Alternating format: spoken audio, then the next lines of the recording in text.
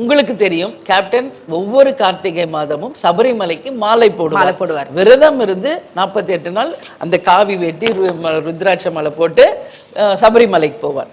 அப்போ டிசம்பர் மாதம் தான் என்னை வந்து பொண்ணு பார்க்க வராரு. பெற்றோர்கள் சம்மதத்தோட முறைப்படி நடந்த திருமணம். அப்போ முதலாக காலில் செருப்பு இல்லை, காவி வேட்டி கட்டி ருத்ராட்ச மாலையோட ஒரு சன்னியாசி மாதிரி தான் வந்து என்ன பொண்ணு பார்த்தார் கேப்டன்.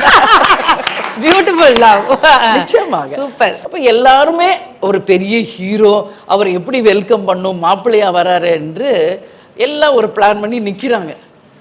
சாதாரணமா காலில் செருப்பு இல்லாம காவி வேட்டி கட்டி சாதாரண எளிமையாக அவர் நடந்து வந்ததை பார்த்த உடனே எங்க அம்மா, எனக்கு அவர் ஒரு ஹீரோவாவோ ஒரு மாப்பிள்ளையாவோ என் பொண்ணை பார்க்க வந்திருக்காருலாம் தோணலை.